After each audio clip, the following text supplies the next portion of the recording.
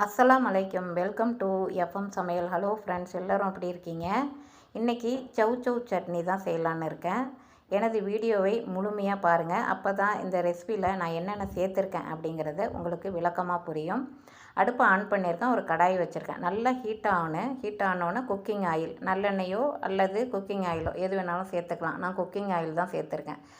நம்ம cooking oil சேர்க்கும் போது தான் அந்த சௌ சட்னிக்கு டேஸ்ட் கூடுதலாக இருக்கும். தாளிப்புக்கு கூட நம்ம நல்லெண்ணெய் சேர்த்துக்கலாம். நான் ஒரு 3 டீஸ்பூன் அளவுக்கு நான் குக்கிங் ஆயில் விட்டுருக்கேன்.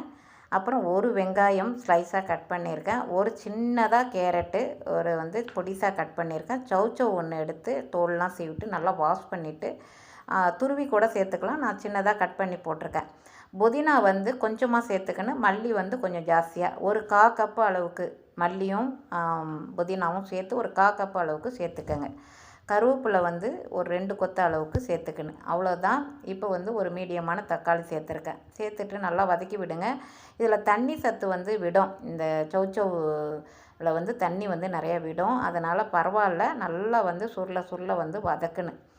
ஒரு மீடியமான தக்காளி போட்டுக்கங்க. போட்டுட்டு நம்ம கருவேப்பிலை நான் 2 கொத்து அளவுக்கு இப்போ கொடுக்க போகிறேன். நல்லா வதக்கிறதுல தான் இருக்குது. நம்ம எந்த சட்னியும் கருவேப்பிலை கொடுத்துட்டு நல்லா வதக்கிப்போம். வதக்கிறதுல தான் இருக்குது. சௌவில் என்னென்ன சத்துக்கள் இருக்குது அப்படிங்கிறதும் பார்த்துருவோம்.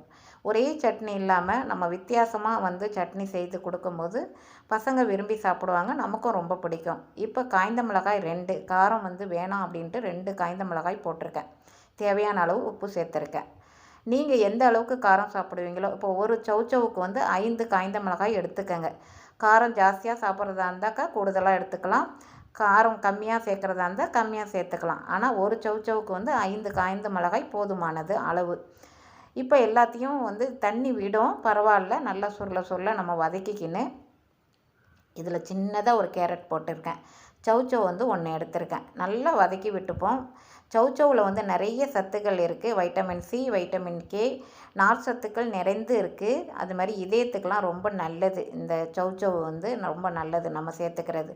நிறைய எஃப்எம் சமையலில் சட்னி வகைகள் நிறைய போட்டிருக்கேன். அதே மாதிரி நிறைய ரெசிபிகள் நிறைய கொடுத்துருக்கேன். செக் பண்ணி பாருங்கள் நீங்கள். அதே மாதிரி நல்லா இதை சுருள நல்லா வதக்கிக்கின்னு நல்லா வதங்கி வரணும். நம்ம பச்சையாக நம்ம அரைச்சிட்டோன்னா அந்த டேஸ்ட்டே மாறிடும். அதனால் நம்ம வதக்கிறதுல தான் இருக்குது.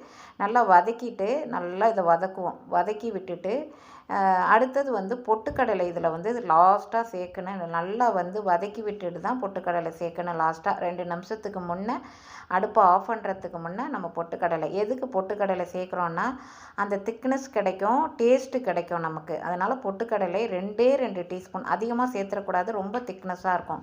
நல்லா வதங்கி வந்துருச்சு. இப்போ பொட்டுக்கடலை 2 டீஸ்பூன் சேர்த்துருக்கேன். சேர்த்துட்டு அடுப்பை ஒரு 2 நிமிஷத்துக்கு ஆஃப் பண்ணுறதுக்கு முன்னே நல்லா வதக்கி விட்டுட்டு அடுப்பை ஆஃப் பண்ணிடணும். ஆனால் பொட்டுக்கடலை சேர்க்கும் போது நல்லா நம்ம அடுப்பை ஆன் பண்ணி வதக்கக்கூடாது. 2 நிமிஷத்துக்கு முன்னே ஆன் பண்ணிவிட்டு ஆஃப் பண்ணிடணும். அவ்வளோதான். நல்லா ஆற விட்டு மிக்ஸி ஜாரில் அரைச்சிடணும். நம்ம புதுசாக கற்றுக்கிறவங்க நம்ம சூடாக நம்ம அரைக்கும் போது தெரிச்சிடும். நமக்கு அது நல்லதும் இல்லை. அதனால் நல்லா ஆற விட்டு நம்ம அரைக்கணும். அரைச்சிட்டு நம்ம வந்துடுவோம். இதை மிக்ஸி ஜாரில் எடுத்துக்கிட்டோம். எல்லாத்தையும் எடுத்துகிட்டு மிக்ஸி ஜாரில் அரைச்சிட்டு வந்துடுவோம். இப்போ தாளிப்பு கொடுக்க போகிறோம். இப்போ மிக்ஸி ஜாரில் எடுத்திருக்கேன். இப்போ அடுப்பை ஆன் பண்ணி இதில் கொஞ்சம் நான் நல்லெண்ணெய் தான் விட்டுருக்கேன். தாளிப்புக்கு எப்போதும் நல்லெண்ணெய் சேர்த்தா சட்னிக்கு சுவை கூடுதலாக இருக்கும். நல்லெண்ணெய் ஒரு 3 டீஸ்பூன் அளவுக்கு சேர்த்துருக்கேன். சேர்த்துட்டு கடுகு உளுத்தம்பருப்பும் 1/2 டீஸ்பூன் அளவுக்கு கொடுக்க போகிறேன். நல்லா பொரிஞ்சு வரணும். இந்த கடுகு நம்ம பொரியறதுக்கு முன்னாடியே நம்ம சட்னியை சேர்த்துட்டோம்னாக்கா அந்த கசப்பு தன்மை அந்த கடுகில் இருக்கும். அது அந்த சட்னியோட டேஸ்ட்டே மாறிடும். நமக்கு நல்லா இருக்காது. நல்லா பொரிஞ்சு வந்தோடனே தான் நம்ம கருவேப்பிலையை சேர்க்கணும், சட்னியும் சேர்க்கணும். இப்போ உளுத்தம்பருப்பும் கடுகும் சேர்த்துருக்கேன். 1/2 டீஸ்பூன் அளவுக்கு சேர்த்துருக்கேன். சேர்த்துட்டு நல்லா பொரிஞ்சு வந்தோடனே கருவேப்பிலை 2 கொத்து அளவுக்கு இதில் சேர்த்துக்கணும். சௌ சட்னி நல்லா டேஸ்ட்டாக இருக்குங்க. நல்லா டேஸ்ட்டாக அருமையாக இருக்கும். அது மாதிரி கத்திரிக்காய் சட்னியும் ரொம்ப டேஸ்ட்டாக இருக்கும். இப்போ நல்லா பொரிஞ்சு வந்துருச்சு. 2 கொத்து அளவுக்கு கருவேப்பிலை போட்டிருக்கேன். நல்லா அதுவும் பொரியணும். கருவேப்பிலையும் நல்லா பொரிஞ்சு வரணும். அப்புறம் நம்ம அரைச்சிட்டு வந்த அந்த சௌ சட்னியை நம்ம இந்த விழுதை போட்டுக்கணும். அடுப்பை சிம்மில் வச்சுட்டு இந்த சட்னியை சேர்த்துட்டு கொஞ்சம் பபுள்ஸு ஒரு 1/4 கப்பு அளவுக்கு தண்ணி கலந்துருக்கேன். இந்த சட்னி வந்து ரொம்ப திக்னஸாகவும் இருக்கக்கூடாது, ரொம்ப தண்ணியாகவும் இருக்கக்கூடாது. இந்த பதத்துக்கு இருக்குன்னு ஒரு 1/4 கப்பு அளவுக்கு மட்டும் தண்ணி சேர்த்துருக்கேன். தண்ணி சேர்த்துட்டு நல்லா கலந்து விட்டுட்டு ஒரு பபுள்ஸ் 2 பபுள்ஸ் வரும் அதில். அப்போ வந்து அடுப்பை ஆஃப் பண்ணிவிட்டு நல்லா கலந்து விட்டுட்டு அடுப்பை ஆஃப் பண்ணிவிட்டு நம்ம சாப்பிட வேண்டியது தான். சப்பாத்தி, இட்லி, தோசை இதுக்கெல்லாம் வந்து சூப்பராக அட்டகாசமாக இருக்கும். அருமையாக இருந்துச்சு. அந்த சௌசௌ சட்னி வந்து அருமையாக சௌசௌவில் செய்தோம் அப்படின்னே தெரியாது. நம்ம சொன்னால் தான் தெரியும் அடுத்தவங்களுக்கு.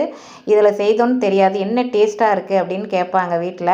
நம்ம சொன்னால் தான் அவங்களுக்கு புரியும். ஒரு பவுலில் மாற்றிட்டு நம்ம சாப்பிட வேண்டியது தான். அனைவரும் சாப்பிடுவாங்க, பகிர்ந்து சாப்பிட்லாம்.